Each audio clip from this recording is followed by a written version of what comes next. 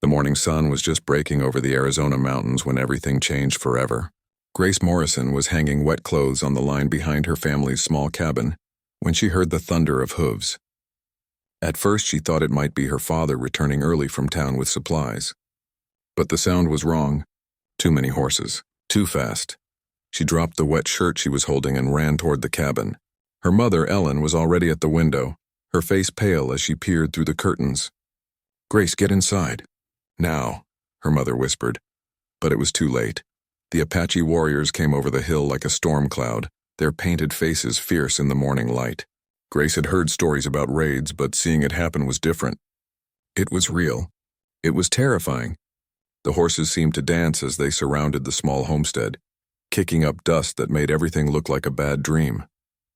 Grace's father, Thomas, came running from the barn with his rifle. He was a good man, a peaceful farmer who had moved his family west for a better life.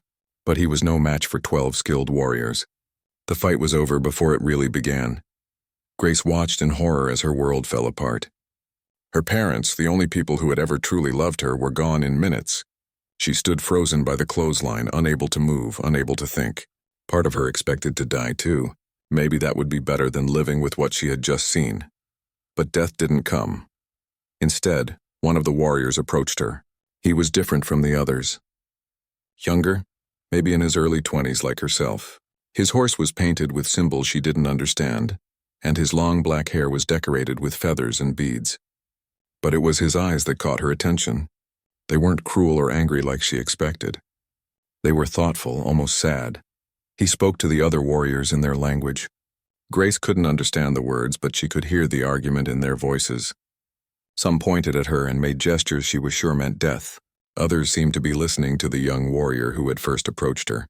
The discussion went on for what felt like hours, but was probably only minutes. Grace stood there shaking, waiting to learn her fate. She thought about her parents lying still in the dust. She thought about the letters she would never write to her cousin back east. She thought about the flower garden she had been planning to plant next spring. Finally, the young warrior turned back to her. When he spoke, his words were in English, though heavily accented. "You come," he said simply. "You live." Grace wanted to refuse. She wanted to run to her parents, to stay with them even in death. But something in his voice made her feet move forward. Maybe it was the certainty in his tone, or maybe it was the strange gentleness in those dark eyes. The other warriors didn't look happy with this decision. An older man with gray streaking his hair spoke sharply to the young warrior. Grace couldn't understand the words, but she could feel the tension. The young man straightened his shoulders and replied with what sounded like firm conviction. Then he did something that surprised everyone, including Grace. He dismounted his horse and walked over to her. Slowly, careful not to startle her, he removed a leather cord from around his neck. Hanging from it was a small carved stone in the shape of a bird. He placed it over her head, the stone settling against her chest like a claim. The older warriors fell silent. Whatever he had just done, it meant something important in their culture. The young warrior remounted his horse and gestured for Grace to approach. "You ride with me," he said. "I am called Flying Eagle. You are safe now." Safe. The word felt strange in this situation. Her parents were dead. Her home was burning and she was being taken by Apache warriors. How could she be safe? But something in Flying Eagle's manner made her believe he meant what he said. Getting onto the horse behind him was awkward and frightening. Grace had only ridden the family's old mare a few times, and that was with a saddle. Flying Eagle's horse was larger, stronger, and decorated with symbols that spoke of war and hunting. But when Flying Eagle felt her settle behind him, he spoke quietly to the animal and it stood perfectly still. As they rode away from the only home she had ever known, Grace looked back once. Smoke was rising from the cabin where she had learned to read, where her mother had taught her to sew, where her father had told stories by the fireplace on cold winter nights. Everything familiar was disappearing behind them. The ride to the Apache camp took most of the day. Grace had no choice but to hold on to Flying Eagle to keep from falling. She could feel the strength in his back and shoulders, could smell the sage and leather scent that seemed to cling to his clothes. She tried not to think about what would happen when they reached wherever they were going. The landscape changed as they traveled deeper into Apache territory. The rolling hills gave way to rocky canyons and hidden valleys. Grace realized that even if she escaped, She would never find her way back. This land belonged to the Apache, and they knew every stone and stream.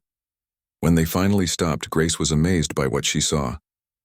The Apache camp wasn't the collection of crude shelters she had imagined. It was an organized community of carefully constructed dwellings, some made of hide, others of stone and brush. Children played between the structures while women worked at various tasks. Older men sat in groups talking and sharing pipes. It looked almost normal, like a town just different from any town she had ever seen. Flying Eagle helped her down from the horse. Her legs were shaky from the long ride and she nearly fell. His hand on her arm was steady and warm, helping her find her balance. The entire camp seemed to stop what they were doing to stare at her. Grace felt her face burn with embarrassment and fear. She was the enemy here, the outsider. These people had every reason to hate her and everything she represented. An elderly woman approached them. Her gray hair was braided with beads and small bones, and her dark eyes seemed to see everything. She spoke to Flying Eagle in rapid Apache, gesturing toward Grace several times. Flying Eagle replied respectfully, his voice taking on a tone Grace hadn't heard before. Whatever the old woman had said, it was important enough to make this young warrior choose his words carefully. The woman walked around Grace, studying her like she was examining a horse at market. Grace tried to stand straight and look brave, but she felt anything but brave. Finally, the old woman nodded and said something that made Flying Eagle's shoulders relax. "My grandmother says you will stay," Flying Eagle told Grace. "She says the spirits have brought you here for a purpose." Grace wanted to ask what purpose, but she was too tired and too overwhelmed to speak. Everything that had happened since morning felt like someone else's life. This couldn't be real. She couldn't really be standing in an Apache camp, wearing a carved stone necklace while a young warrior explained that his grandmother thought the spirits had plans for her. But it was real. And tomorrow, she would have to figure out how to survive in this new world that had been chosen for her. Grace woke up to the sound of voices speaking in a language she didn't understand. For a moment she forgot where she was. Then the memories came flooding back and her chest tightened with grief and fear. She was lying on soft furs inside what appeared to be a shelter made of animal hides stretched over wooden poles. Sunlight filtered through the entrance, telling her it was well past dawn. Her whole body ached from yesterday's long ride, and her clothes were dirty and torn. The old woman from yesterday entered the shelter, carrying a wooden bowl and what looked like clean clothes. She set them down near Grace and spoke in Apache, her tone not unkind but clearly expecting to be understood. Grace sat up slowly, pointing to herself. "Grace," she said. "My name is Grace." The old woman nodded and pointed to herself. "Ayana," she said. Then she pointed to the clothes and made a washing motion with her hands. Grace understood. She needed to clean up and change clothes. The old woman, Ayana, left her alone to do this. Grace was grateful for the privacy, even though she knew there was nowhere to run. The clean clothes were made of soft leather and were surprisingly comfortable. They fit well enough, though they felt strange after a lifetime of cotton dresses. When she emerged from the shelter, she found Ayana waiting with a bowl of something that smelled like corn and meat. Flying Eagle appeared as she was finishing the meal. In daylight, she could see him more clearly. He was tall and lean, with the kind of strength that came from a life lived outdoors. His face was serious but not cruel, and those thoughtful eyes she had noticed yesterday seemed to take in everything around him. "You slept well?" he asked in his careful English. Grace nodded, though it wasn't entirely true. She had barely slept, but she didn't think he needed to know that. "Good. Today grandmother will teach you our ways. You must learn if you are to stay here." "What if I don't want to stay?" Grace asked, surprising herself with her boldness. Flying Eagle was quiet for a moment. "Where would you go?" he asked gently. "Your family is gone. Your home is burned. Here you have protection." The words stung because they were true. Grace had no relatives nearby. No money, no way to survive on her own in this harsh country. She was completely dependent on these people who had every reason to hate her. "Why?" she asked. "Why didn't you just... Why am I alive?" Flying Eagle looked toward the mountains in the distance. "Grandmother says the spirits told her you would come. She says you will bring something important to our people. What could I possibly bring? I don't know anything about your ways. I can't hunt or fight. I'm useless here." "You are not useless," Flying Eagle said firmly. "You survived yesterday when many would not. You are braver than you think." Before Grace could respond, Ayana returned and spoke to Flying Eagle. He nodded and turned back to Grace. Grandmother will show you the camp now. You will learn where everything is, how we live. Tonight there will be a council meeting about your future. Grace's stomach dropped.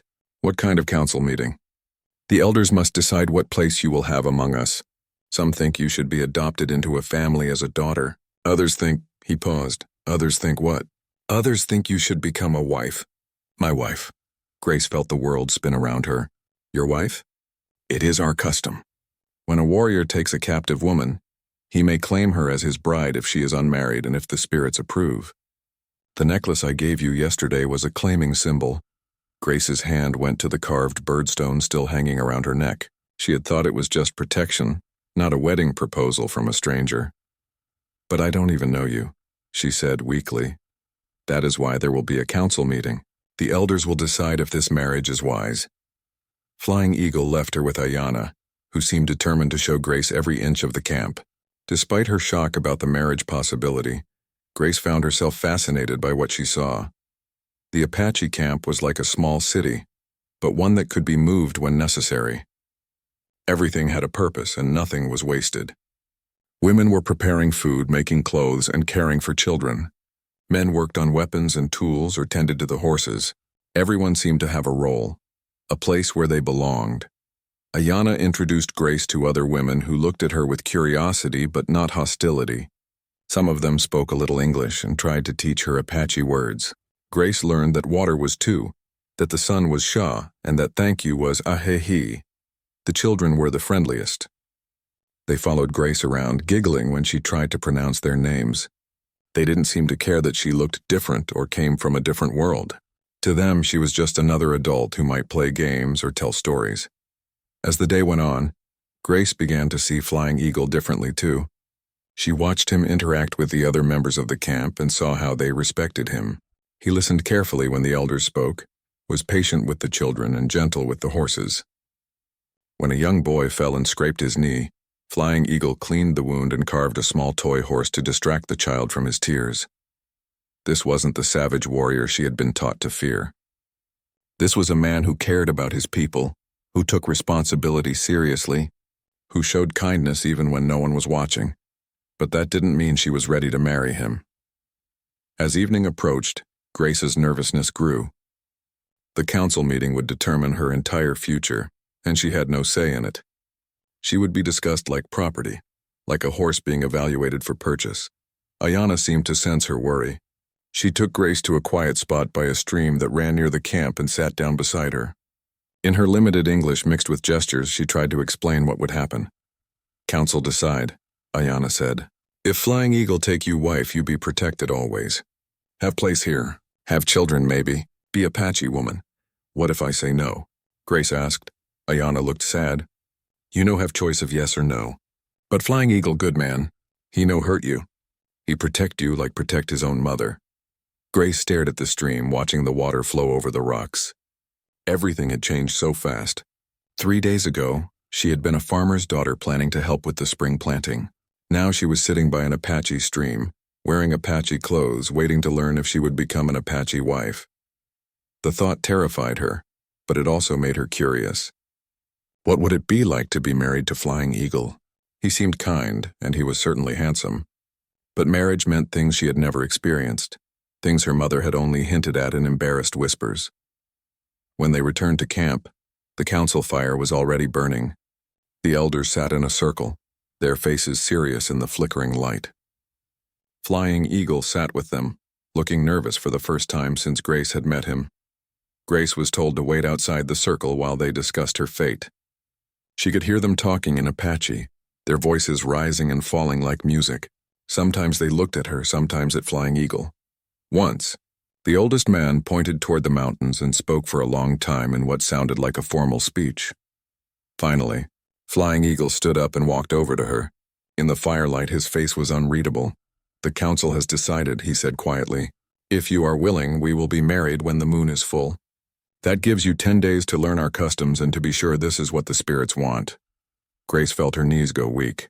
And if I'm not willing? Then you will be adopted as Ayanna's granddaughter and you will live as our sister. But Grace... He paused, and for the first time she heard uncertainty in his voice. I hope you will consider the marriage.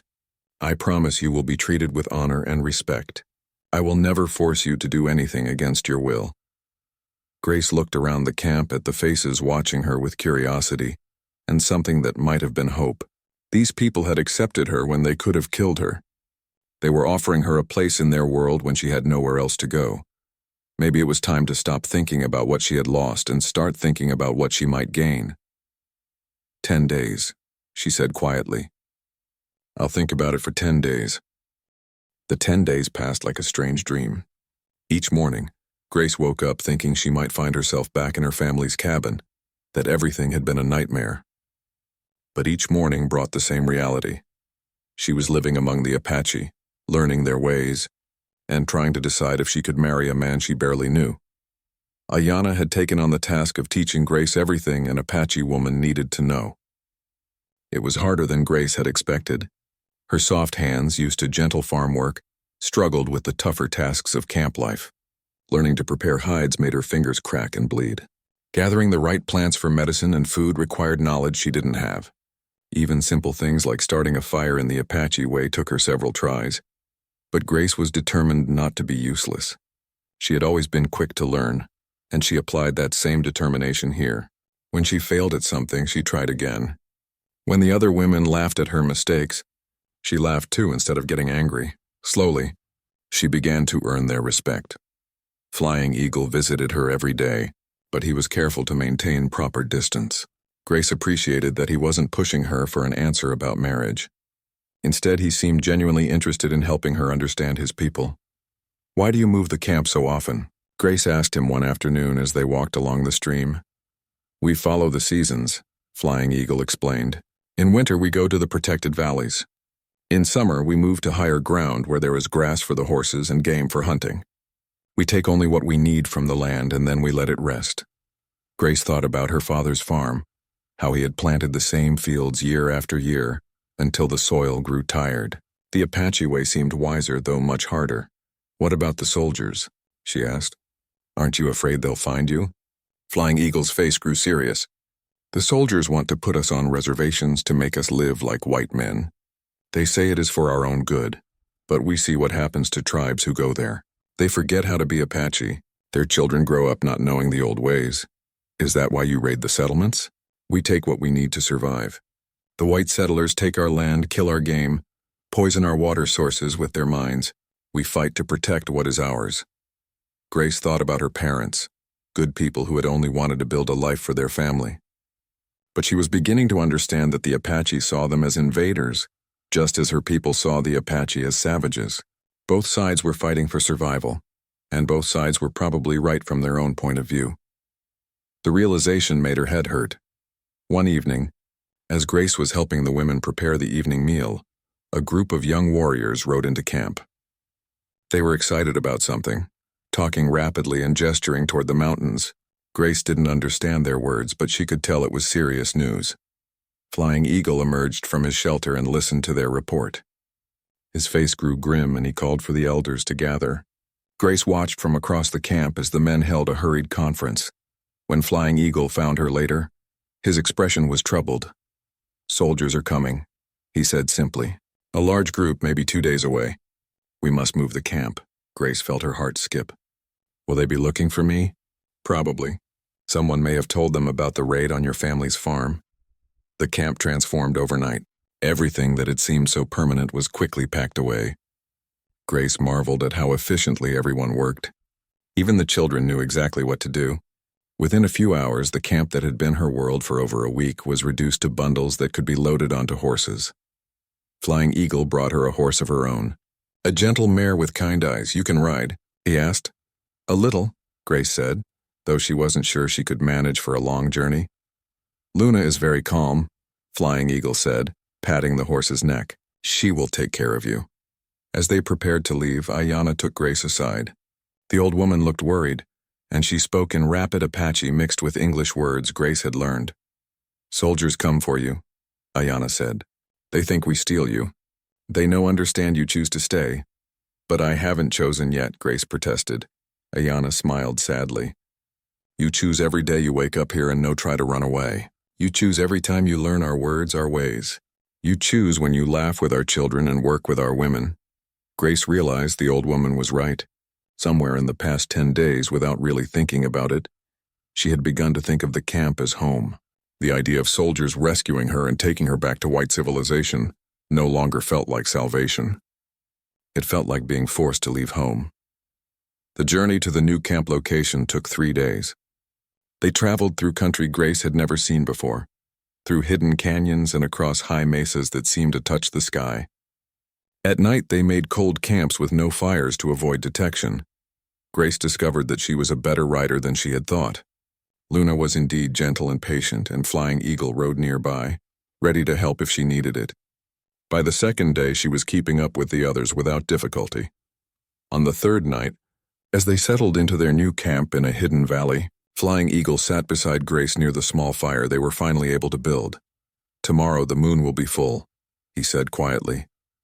Grace's stomach fluttered. She had been so focused on the journey and the danger of the soldiers that she had almost forgotten the deadline for her decision. "I know," she said. "Have you decided?" Grace looked around the camp. The same people who had been strangers 2 weeks ago were now familiar faces. She knew that Redbird Woman made the best bread, that Little Fox was the camp's best storyteller, that Old Bear had a terrible cough that kept him awake at night. She knew which children were troublemakers and which ones were shy. She knew the sound of Ayana's laugh and the way Flying Eagle's face lit up when he talked about his horses. These people had become her people. "Flying Eagle," she said slowly, "if I marry you, what will my life be like?" "You will be my wife and my partner," he said. "You will help me make decisions for our family. You will teach our children both Apache ways and the white man's knowledge you carry. You will be honored as the wife of a warrior, but you will also work like all Apache women work. And if the soldiers find us? If they want to take me back?" Flying Eagle was quiet for a long moment. "Then I will fight to keep you if that is what you want. But I will not hold you against your will if you wish to go." Grace appreciated his honesty. She had seen enough of Apache life to know that marriage here would not be easy. There would be hardships, dangers, and customs she might never fully understand. But there would also be belonging, purpose, and the chance to build something meaningful with a man who had already shown her more respect and kindness than many white men showed their wives. "I have one more question," Grace said. "Yes? Do you want to marry me because the spirit said so or because you want to?" Flying Eagle looked surprised by the question. He was quiet for so long that Grace began to worry she had offended him. "At first," he said finally, "I claimed you because grandmother said the spirits wanted it. But now—" He looked at her directly and she saw something new in his eyes. "Now I want to marry you because you are brave and kind. Because you try to understand our ways instead of judging them. Because you make me think about things in new ways. Because when you laugh with the children, it makes me happy." Grace felt her cheeks grow warm. No one had ever said such things to her before. "In 2 weeks, you have become more Apache than some people who were born here," Flying Eagle continued. "You belong with us now. I hope you can see that." Grace looked up at the full moon rising over the canyon walls. Somewhere out there, soldiers were looking for her, wanting to rescue her from this life. But she no longer needed rescuing, she needed a new beginning.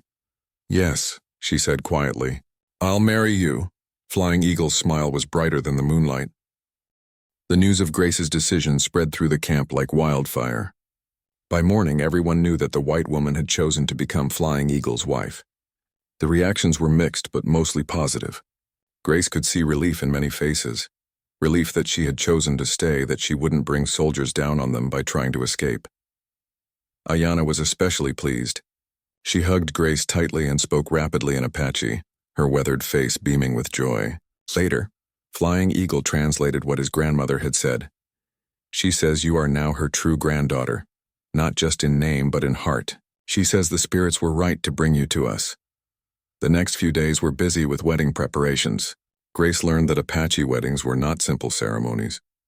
There were rituals to observe, gifts to exchange, and traditions that went back generations.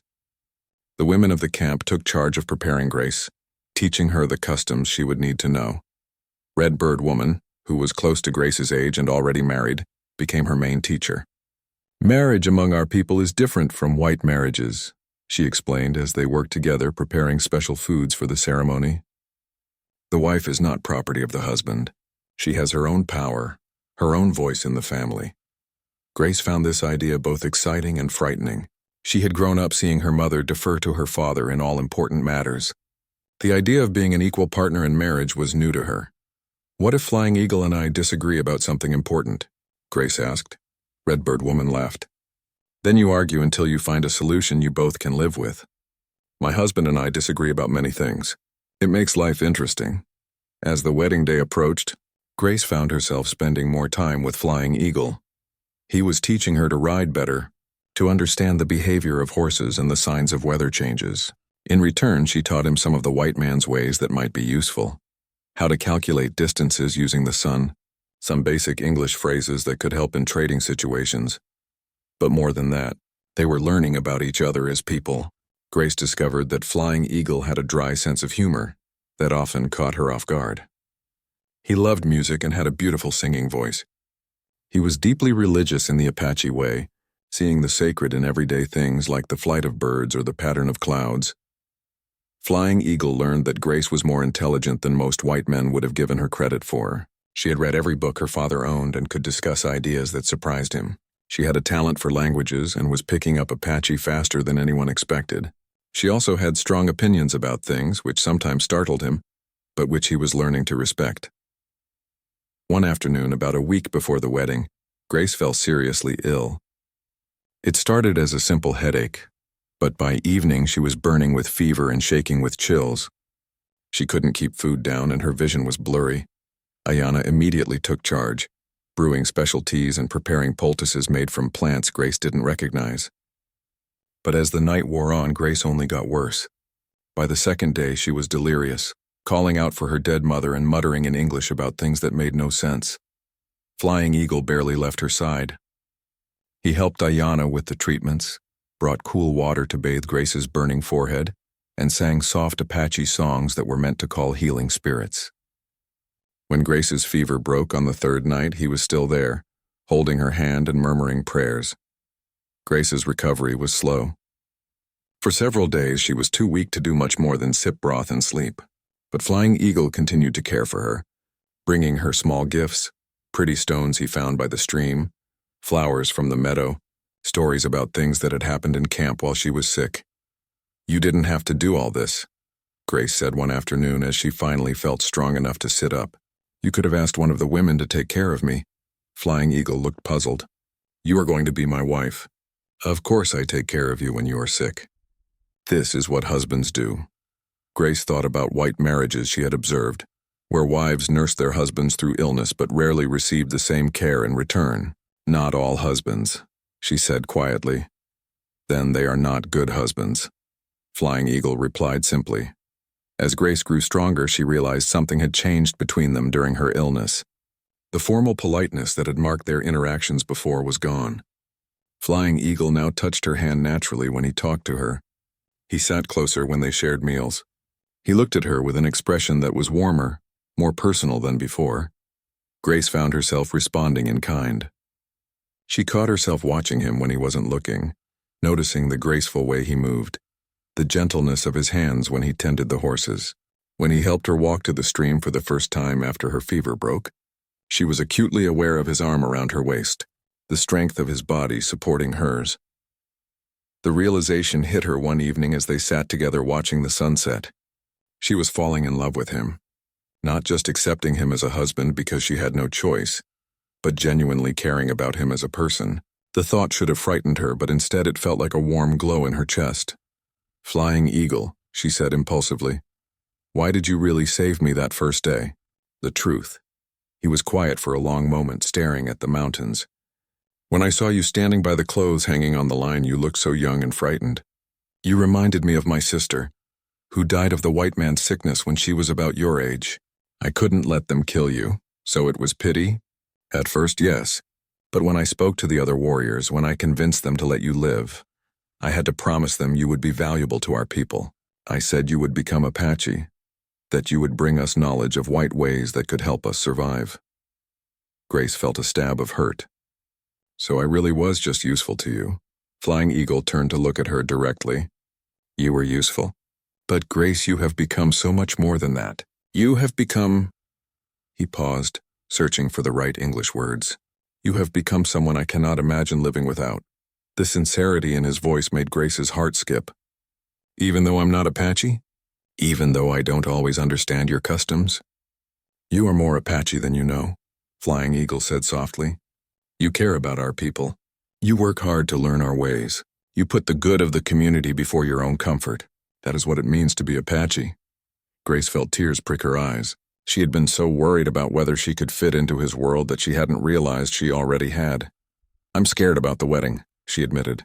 "I don't know if I'll be a good Apache wife." Flying Eagle reached over and took her hand. "I am scared too," he said. "I have never been married before. I don't know if I will be a good husband to someone who grew up so differently from me." The admission made Grace feel better. At least they were both uncertain together. "We'll figure it out as we go," she said. "Yes," Flying Eagle agreed. Together.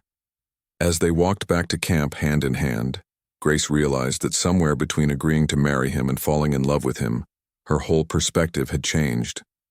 She was no longer a captive adapting to survive. She was a woman choosing to build a life with a man she respected and cared about. The wedding was still a week away, but in her heart Grace felt like she was already home. That night, as she lay on her furs listening to the sounds of the camp settling into sleep, Grace thought about her parents. She hoped they would understand the choice she was making. She hoped they would see that she wasn't betraying their memory by finding happiness in this new world. She was learning that love could grow in the most unexpected places, between the most unlikely people, and sometimes the life you never planned for turned out to be exactly the life you needed. The morning of her wedding day, Grace woke before dawn with butterflies dancing in her stomach. Today she would officially become Flying Eagle's wife and a full member of the Apache tribe. Everything she had ever known about herself was about to change forever. Ayana was already awake, preparing the special foods that would be part of the ceremony. She smiled when she saw Grace stirring and gestured for her to come outside.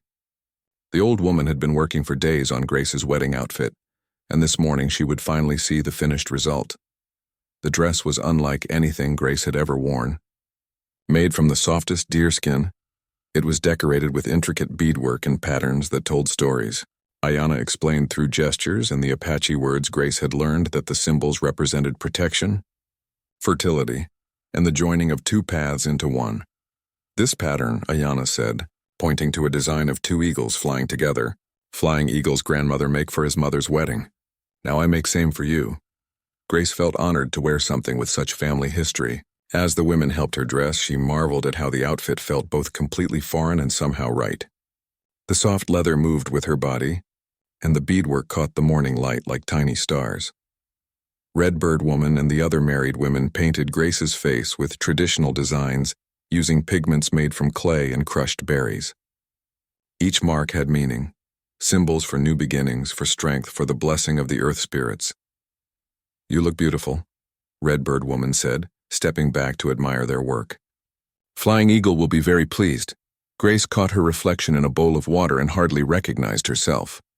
The young farm girl from Arizona was gone. In her place was an Apache bride, decorated with the symbols of her new people, ready to begin a new life. The ceremony would take place at sunset, which gave Grace most of the day to think about what she was doing.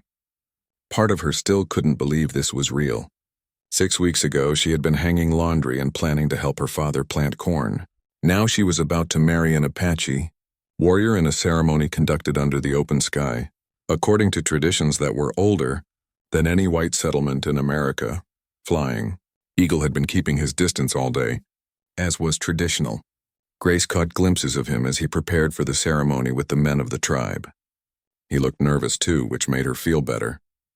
At least she wasn't the only one who felt like they were jumping off a cliff into the unknown. As the sun began to set, the entire camp gathered in a circle around a special fire that had been built in the center of the camp.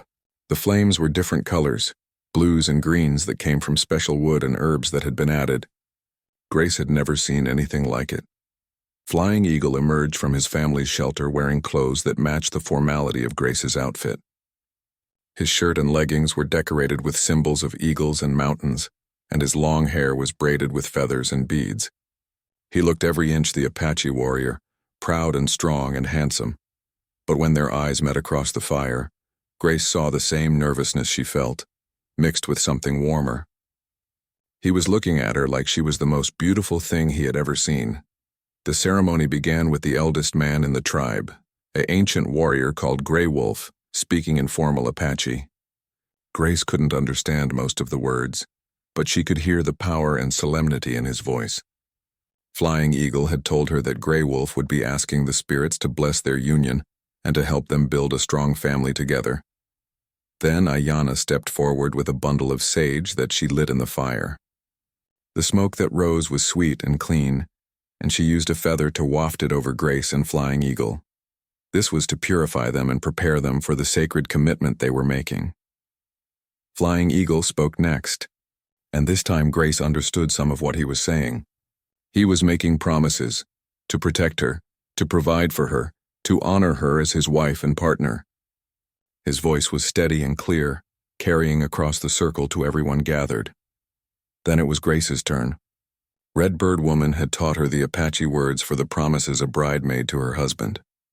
Grace's pronunciation wasn't perfect, but her voice was strong as she promised to stand beside Flying Eagle, to support him, to help him lead their family with wisdom and courage. The next part of the ceremony involved an exchange of gifts. Flying Eagle presented Grace with a beautiful horse, not the gentle mare she had been riding, but a spirited young stallion with intelligent eyes and a coat the color of copper. His name is Windrunner, Flying Eagle said in English so Grace would understand. He is fast and brave like you. Grace was overwhelmed. Among the Apache, horses were incredibly valuable. For Flying Eagle to give her such a magnificent animal was a sign of how much he valued her. Grace's gift to Flying Eagle was smaller but just as meaningful.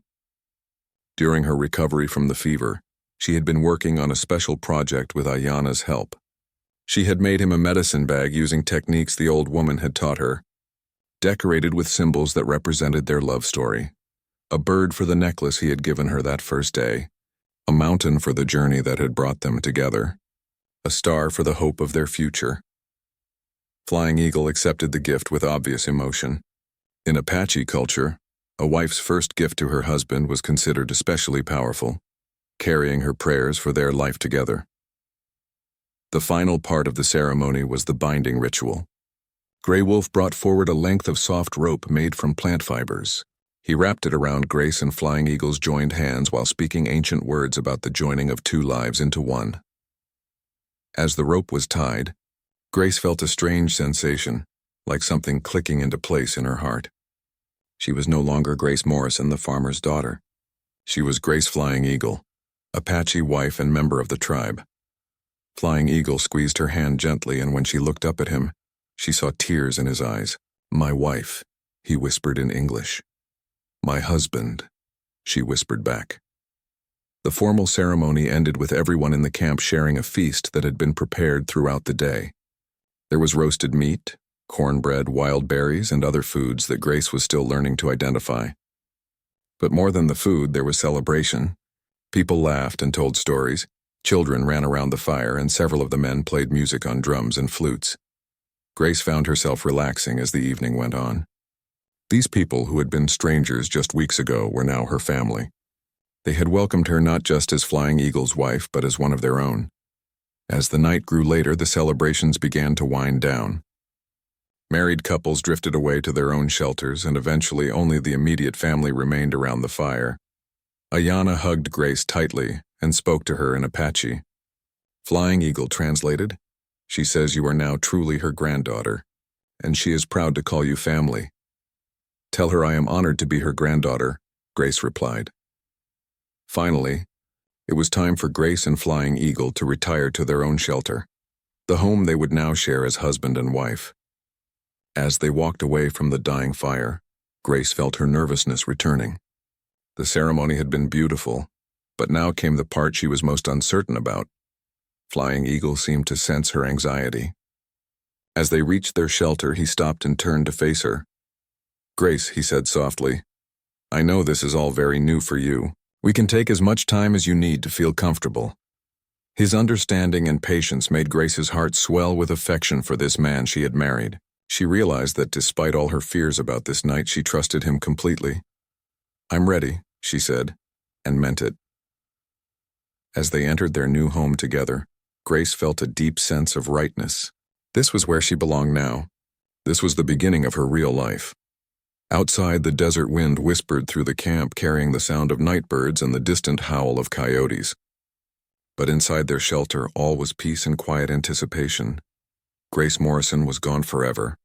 In her place was a new woman, ready to build a new life with the man who had saved her in more ways than one. Inside their wedding shelter, Grace felt her heart beating so fast she was sure Flying Eagle could hear it. The space had been specially prepared for their first night as husband and wife. Soft furs covered the floor, and wildflowers had been scattered around the edges of the room.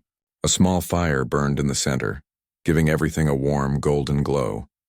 Grace stood uncertainly by the entrance while Flying Eagle moved to tend the fire. Her hands trembled as she touched the beaded designs on her wedding dress. Everything felt surreal, like she was watching someone else's life unfold.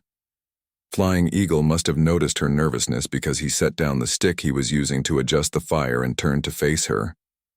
His expression was gentle and understanding. "You are frightened," he said. It wasn't a question. Grace nodded, unable to find her voice. She was embarrassed by her fear, but couldn't seem to control it. Flying Eagle walked slowly toward her, stopping when he was close enough to speak quietly but far enough away that she wouldn't feel trapped. "May I sit with you?" he asked, gesturing toward the furs. Grace nodded again and sank down onto the soft bedding. Flying Eagle sat across from her, close enough to talk comfortably but not so close as to make her more nervous. "In my culture," he said, "the wedding night is important, but it is not everything. A marriage is built over many years through many shared experiences. Tonight is just the beginning." "I don't know what I'm supposed to do," Grace admitted, her voice barely above a whisper.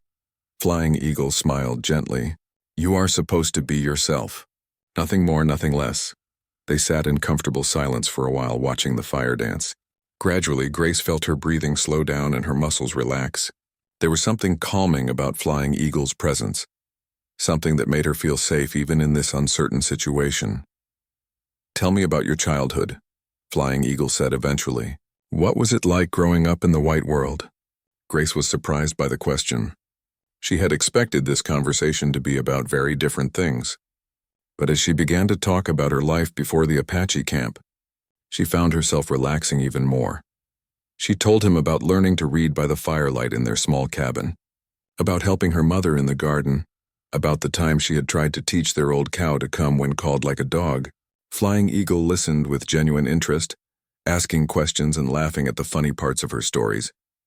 In return, he told her about his own childhood, how he had learned to ride before he could properly walk, how his grandmother had taught him to identify plants and animals, how he had once gotten lost in a canyon for 3 days and had to survive on berries and stream water until the search party found him.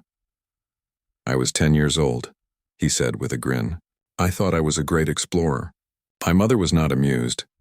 Grace laughed, and suddenly the formal, nervous atmosphere in the shelter began to feel more natural and friendly.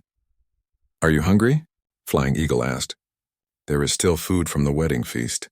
Grace realized she was hungry. She had been too nervous to eat much during the celebration. Flying Eagle produced a basket containing bread, dried fruit, and strips of seasoned meat. They shared the simple meal, talking quietly about the day's ceremony and the people who had attended. Redbird Woman cried during the binding ritual, Grace observed.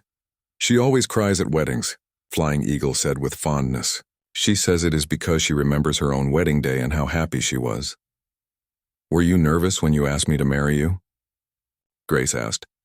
Flying Eagle considered the question seriously. "Yes, but not for the reasons you might think. I was not nervous about you saying no. I knew you had no real choice in the matter. I was nervous about whether I could make you happy." Grace felt a warm glow in her chest. "You want me to be happy?" "Of course. What good is a marriage where the wife is miserable? I want us to be partners, to support each other, to build something good together." Grace had never thought about marriage in those terms before. In the white world she had grown up in, wives were expected to submit to their husbands to make the best of whatever kind of man they ended up with. The idea that her happiness mattered to Flying Eagle was both wonderful and a little overwhelming.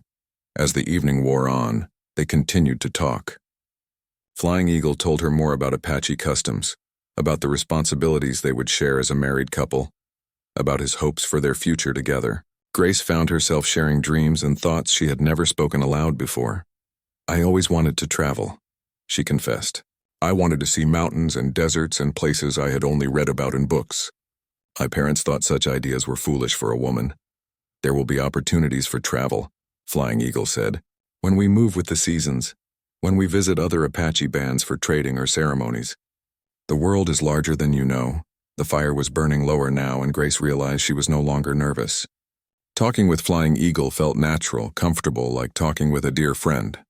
She was beginning to understand why the elders had thought they would be a good match. "Grace," Flying Eagle said softly, "I made you a promise today during the ceremony, but I want to make another promise now, just between us." Grace looked at him questioningly.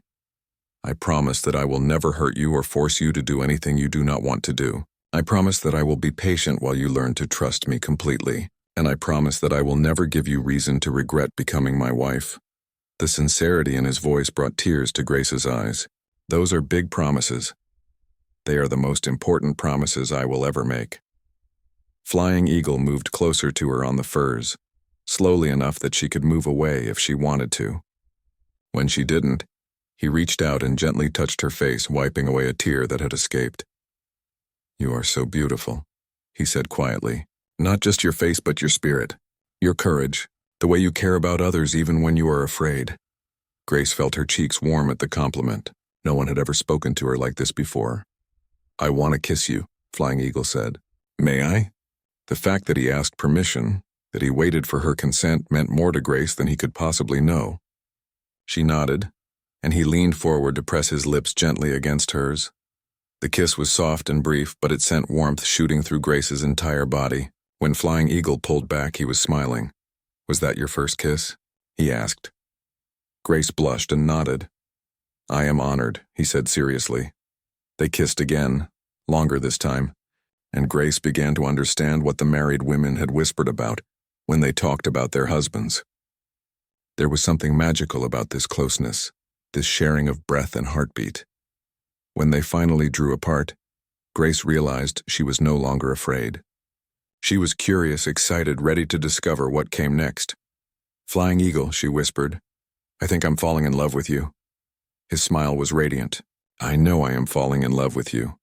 The fire had burned down to glowing embers, casting everything in a soft, romantic light. Outside, the camp was quiet except for the normal sounds of the desert night. Inside their shelter, Grace and Flying Eagle continued their quiet conversation, sharing gentle touches and soft kisses, taking time to really see each other for the first time. When they finally came together as husband and wife, it was with tenderness and patience and a growing love that surprised them both. Flying Eagle kept his promise to be gentle, and Grace discovered that intimacy could be beautiful when it was built on trust and respect. Later, as they lay together in the warm darkness, Grace marveled at how much her life had changed. 6 weeks ago, she couldn't have imagined this moment. Now she couldn't imagine being anywhere else. "Are you happy?" Flying Eagle asked, his voice drowsy with contentment. Grace considered the question seriously. Happy seemed like too small a word for what she felt. She was complete, fulfilled, home in a way she had never been before. "Yes," she said simply, "I am happy." As she drifted off to sleep in her husband's arms, Grace realized that sometimes the most unexpected paths led to the most beautiful destinations. The first months of Grace's marriage to Flying Eagle were like living in a beautiful dream. Every day brought new discoveries about her husband, her new family, and herself. She had never imagined that marriage could be such a partnership of equals, built on respect and growing love rather than duty and submission. Flying Eagle was patient with her mistakes as she learned the intricate details of Apache life.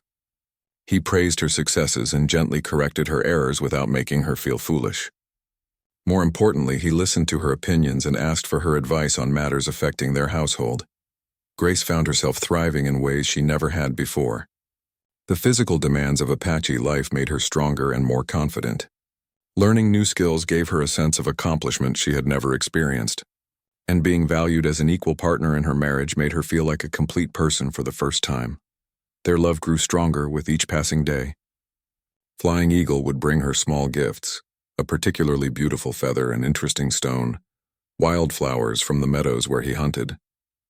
Grace learned to prepare his favorite foods and to mend his clothes with decorative patterns that told the story of their life together.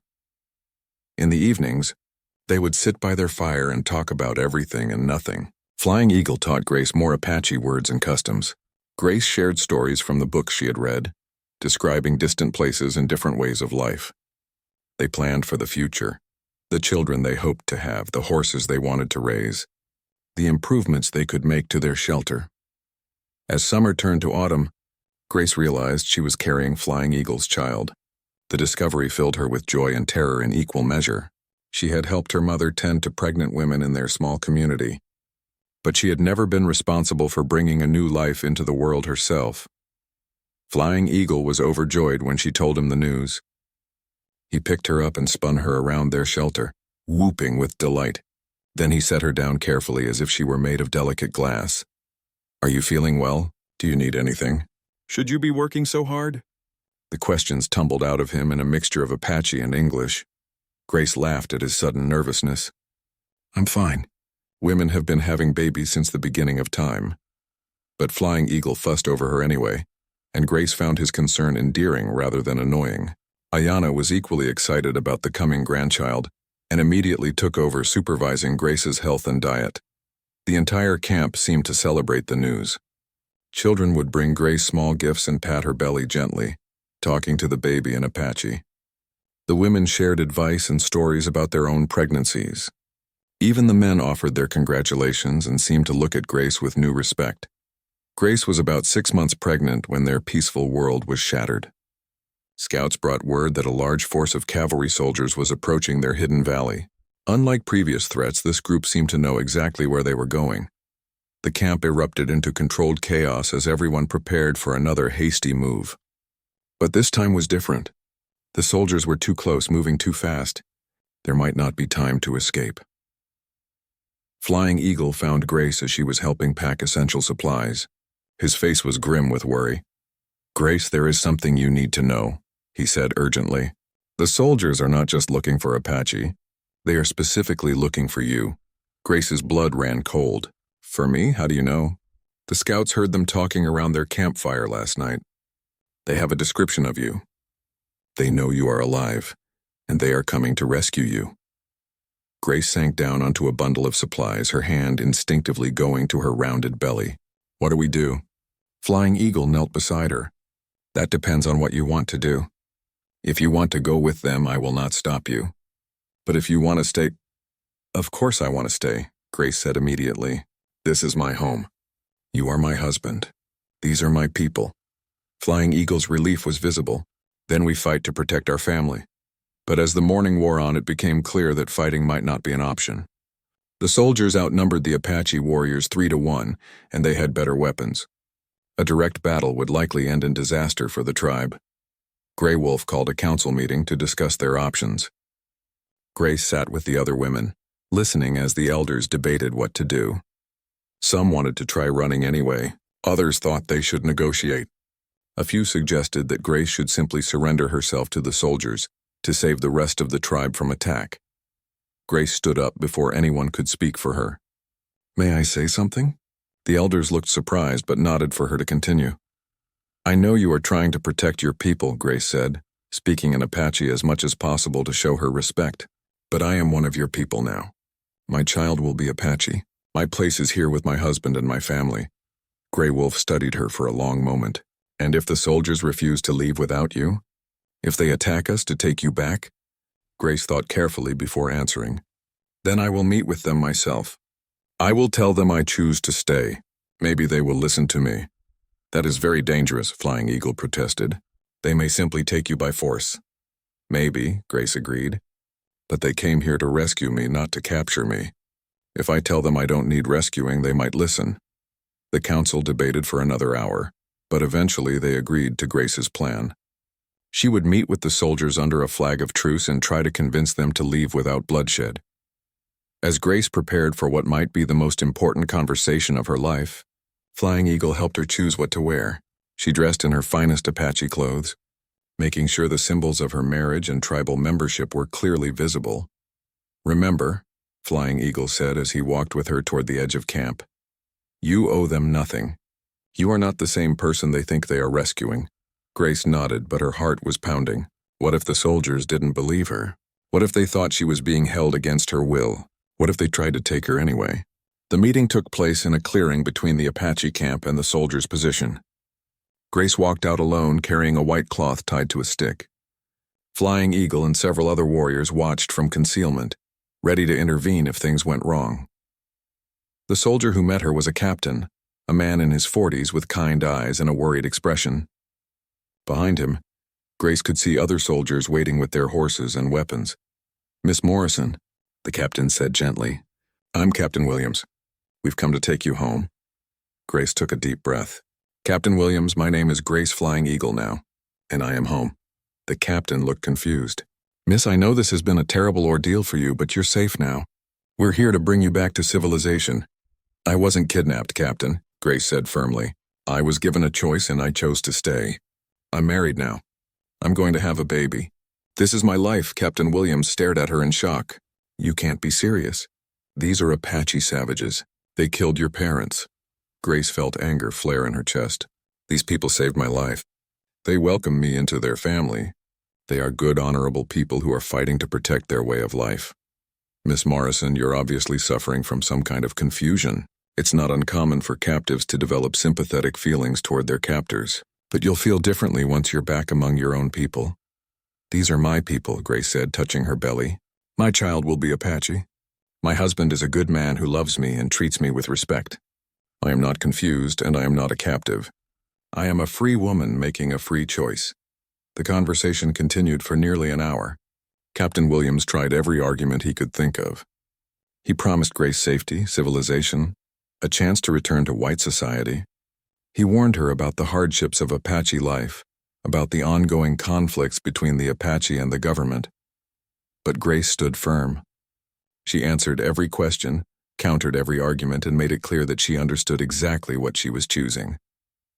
Finally, Captain Williams seemed to accept that she was serious.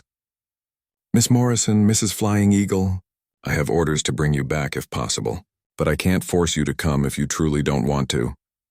I truly don't want to, Grace said quietly. This is where I belong. Captain Williams looked sad but nodded slowly. Then I wish you well, ma'am. I hope you'll be happy. As the soldiers rode away, Grace felt a weight lift from her shoulders. She had faced the biggest test of her new life and had passed. She had chosen love over fear, hope over safety, and a difficult but meaningful life over an easy but empty one. Flying Eagle was waiting for her when she returned to camp, his face anxious with worry. What did you tell them? He asked. Grace smiled and took his hand, placing it on her belly where their child was growing. I told them the truth. I told them I'm home. The relief and love in Flying Eagle's eyes made every difficult moment of the past months worthwhile. Grace realized that love really could conquer fear, but only if you were brave enough to choose it when the moment came. She had made her choice, and she would never regret it. 10 years had passed since the day Grace chose to stay with her Apache family, rather than return to the white world. As she sat outside her shelter on a warm spring morning, watching her 3 children play in the dust, she marveled at how much her life had changed. Her eldest, a son named Running Wolf, was 8 years old and already showing signs of becoming a skilled hunter like his father. He had Grace's light brown hair but Flying Eagle's dark eyes, and he moved through the world with the confidence of a child who knew exactly where he belonged. Little Star, her 6-year-old daughter, was helping tend the horses with Ayanna. The girl had inherited Grace's quick mind and love of learning, along with Flying Eagle's gentle way with animals. She spoke both Apache and English fluently, and was already showing signs of the healing gift that ran in Ayanna's family.